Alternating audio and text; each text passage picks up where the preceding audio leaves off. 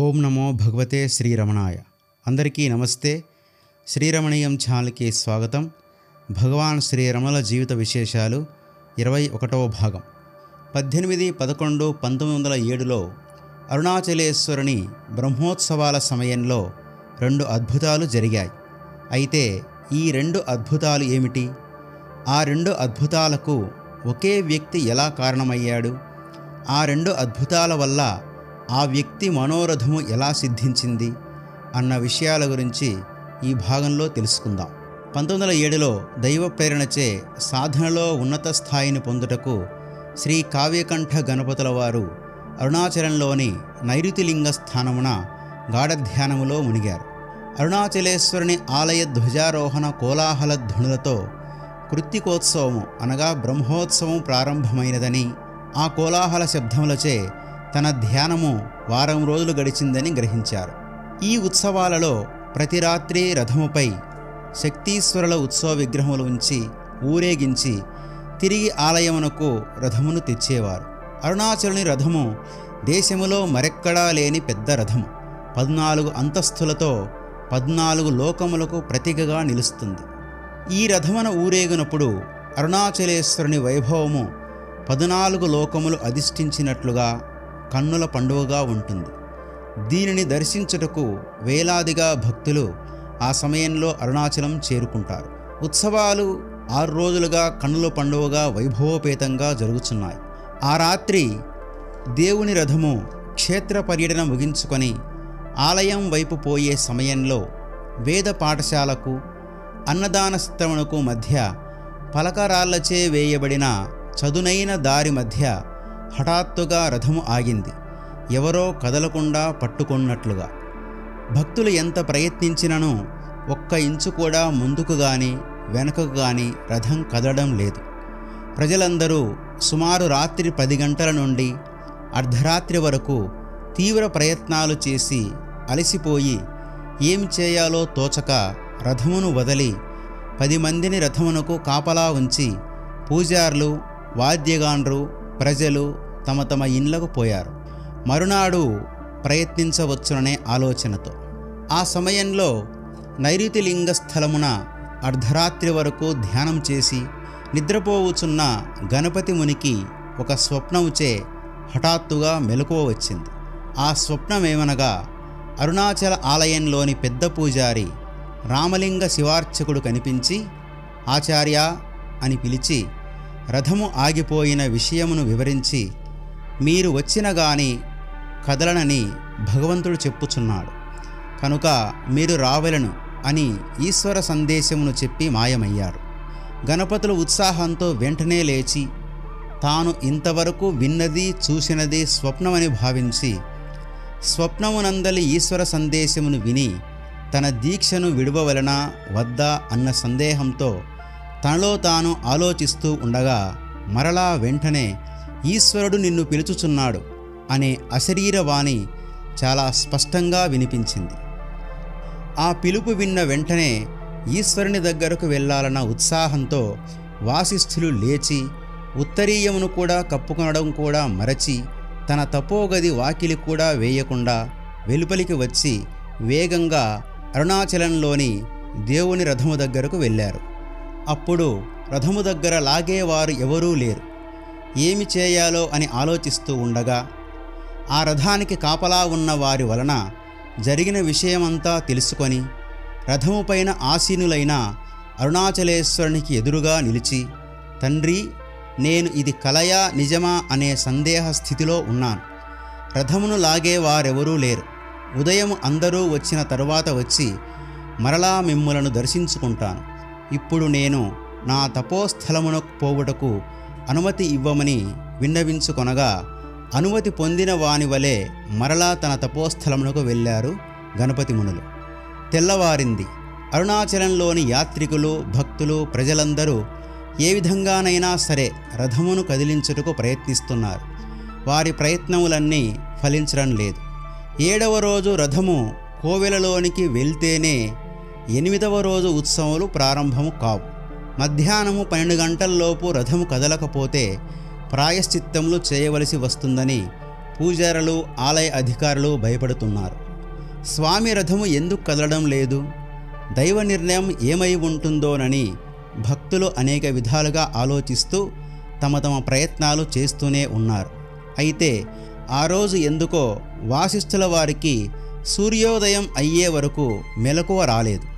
లేచిన తర్వాత స్నానము, సంధ్యావందనాది కార్యక్రమాలు నిర్వహించుచు ఆలస్యం అయినందులకు భగవంతుడు ఏమి చేస్తాడో అని మనస్సులో భయపడుతూనే ఉన్నారు. అప్పటికి సమయం 10 గంటలు పూర్తి అయింది. గణపతి ముని తన అనుష్ఠానములు పూర్తి చేసుకొని రథము ఆగిన చోటుకు వెళ్ళారు. రథము ఇంకా కదలకుండా ఉండుటను చూసి ఈశ్వరుడు తన రాక కొరకే నిజంగా ఎదురు చూస్తున్నాడని భావించాడు.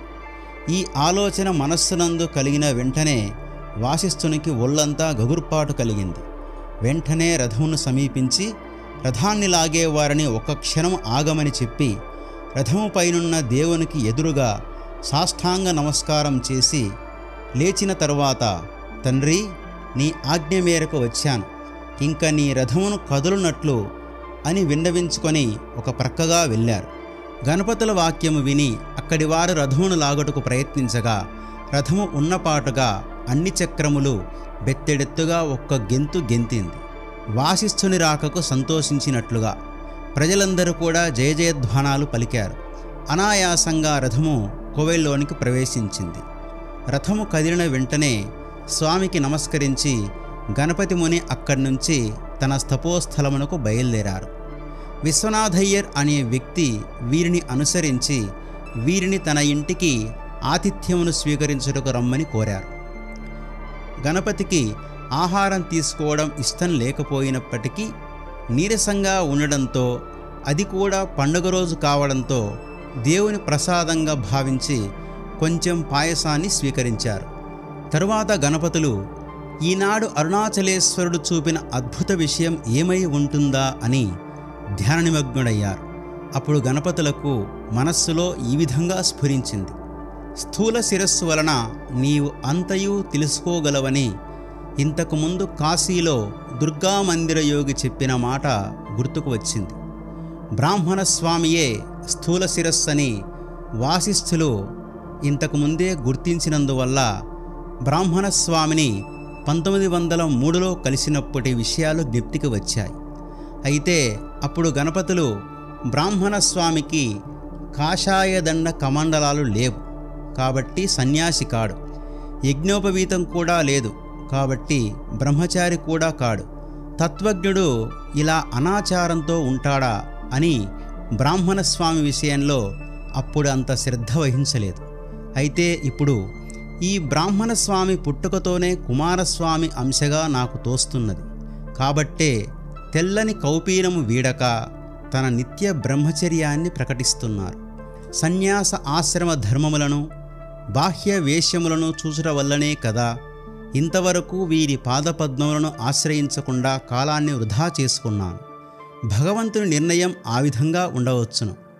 సర్వజ్ఞుడైన ఈ బ్రాహ్మణ స్వామి మొదటిసారి దర్శించినప్పుడు నేను చెప్పిన శుక్లాంబరధర శ్లోకం విష్ణుపరంగా మరియు బ్రాహ్మణ స్వామి పరంగా చెప్పిన విషయాన్ని విని సంతోషం వ్యక్తం చేశారు.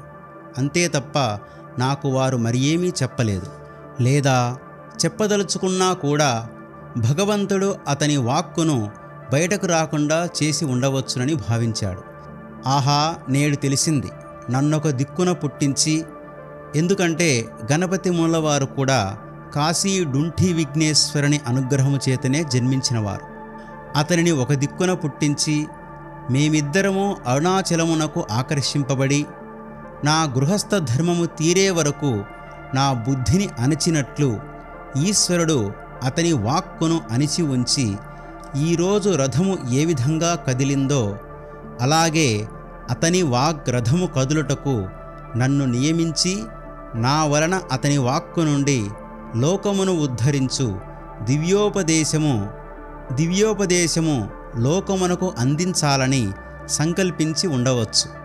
నేనిప్పుడే పోయి తపస్వరూపమును గురించి వారి ద్వారా ఉపదేశమును లోకహితము కొరకు ప్రార్థించెదను అని నిశ్చయించుకొని వెంటనే బ్రాహ్మణ స్వామి నివసించు విరూపాక్ష గుహకు వేగంగా బయలుదేరారు గణపతి మునులు.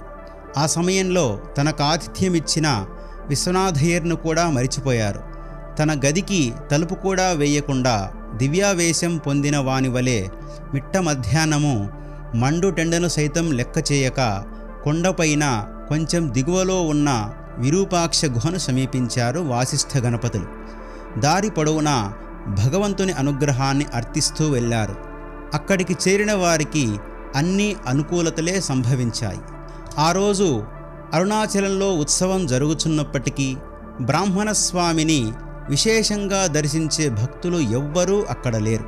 స్వామి పరిచారకుడు పళనిస్వామి కూడా స్వామి చెంత లేరు. సాధారణంగా పళనిస్వామి బయటకు వెళ్ళినప్పుడు స్వామి గుహలో ఉంటే తాళం వేసి బయటకు వెళ్ళేవారు. కానీ ఆనాడు గుహ తాళం వేయలేదు. స్వామి కూడా ఎక్కడికి వెళ్లకుండా గుహకు ఆరుబయట ఒక తిన్నెపై కూర్చున్నారు. అప్పుడు గణపతి ముని ఎన్నడూ లేని ఉద్వేగమును పొందినవాడై బ్రాహ్మణస్వామికి సాష్టాంగ నమస్కారం చేసి స్వామి 2 పాదములు పట్టుకొని భక్త్యావేశంతో కన్నీరు కార్చుచూ కొన్ని నిమిషములు మాట రాక అలాగే ఉన్నారు. తరువాత తన ఉద్వేగాన్ని అణుచుకొని లేచి స్వామితో ఇలా అన్నారు: స్వామి, చదవవలసిందంతా చదివాను. వేదాంత శాస్త్రాన్ని సర్వము తెలుసుకున్నాను. తృప్తి తీరా మంత్రజపం చేశాను. ఇప్పటి వరకు నాకు తపస్సు అంటే ఏమిటో తెలియదు. తమ పాదాలకు శరణు వేడుతున్నాను. నా యందు దయించి నాకు తపస్సు యొక్క శుభాన్ని వివరించండి అని వేడుకొన్నారు. అప్పుడు స్వామి 15 నిమిషాలు గణపతి శాస్త్రిని స్థిరమైన దృష్టితో చూస్తూ ఉన్నారు. గణపతులు ఆతృతతో వేచి ఉన్నారు. ఇతరులు వచ్చి ఈ సమావేశాన్ని భంగపరచలేదు. అప్పుడు స్వామి తక్కువ మాటల్లో తమిళంలో అక్కడక్కడ ఆగుతూ ఈ విధంగా తెలియజేశారు: ఈ నేను అనే భావన ఎక్కడి నుండి పుడుతుందో గమనిస్తే మనస్సు అందులోనే లీనమగును. అది సాధించడమే తపస్సు.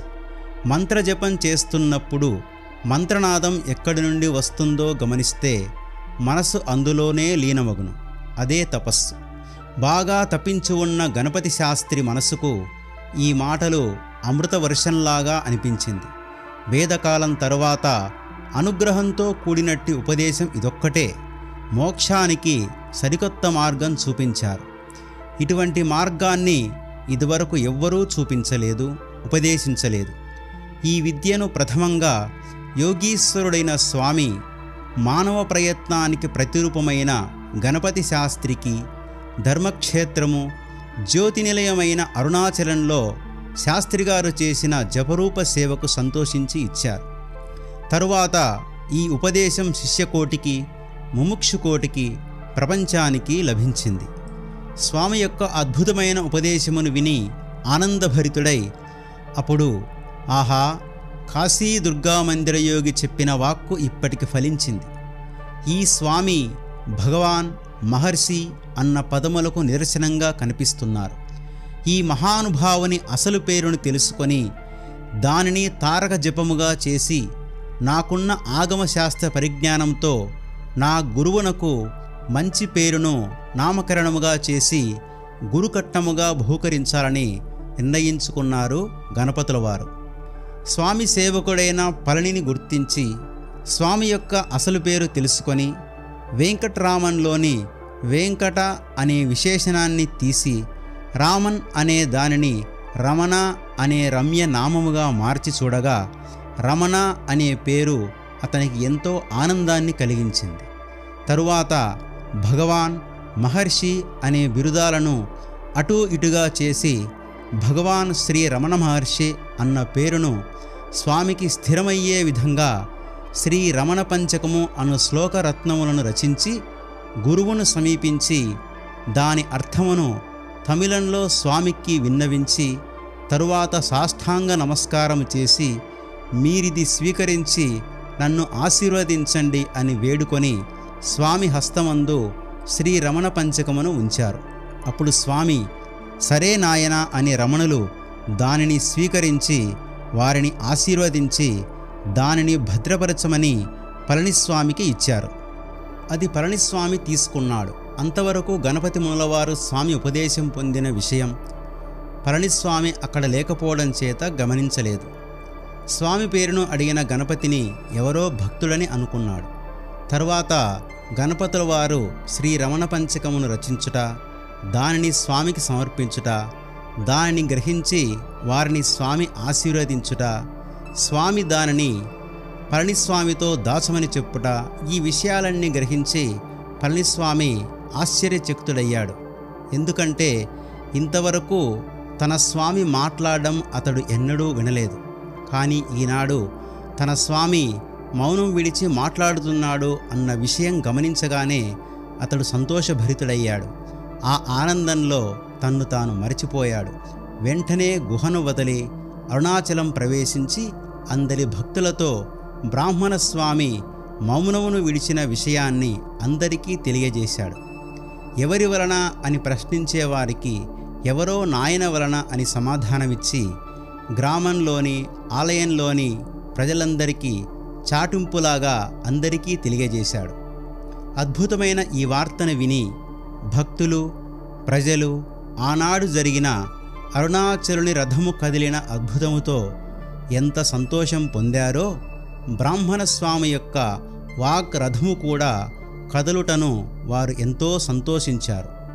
ప్రత్యక్షంగా స్వామి వాక్కును వినాలనే కుతూహలంతో ప్రజలు గుంపులు గుంపులుగా విరూపాక్ష గుహకు బయలుదేరి వెళ్ళారు. వీరి రాకను గమనించిన పళనిస్వామి స్వామి దర్శనమునకు ఎటువంటి ఆటంకము లేకుండా ఉండాలనే ఉద్దేశంతో గుహ చుట్టూ ఉన్న కంచెను కూడా పీకి పడేశాడు. ప్రజలందరూ స్వామిని దర్శించి ఎంతో సంతోషించారు. పళని చేసిన పనికి కూడా వారిని మెచ్చుకున్నారు. అప్పుడు ఒక పండితుడు ఆ గుంపు నుండి ముందుకు పోయి స్వామికి నమస్కరించి, స్వామి, మీరు ఈరోజు ఎవరో నాయన అను పేరుగల వ్యక్తి కారణంగా మౌనమును విడిచారంట.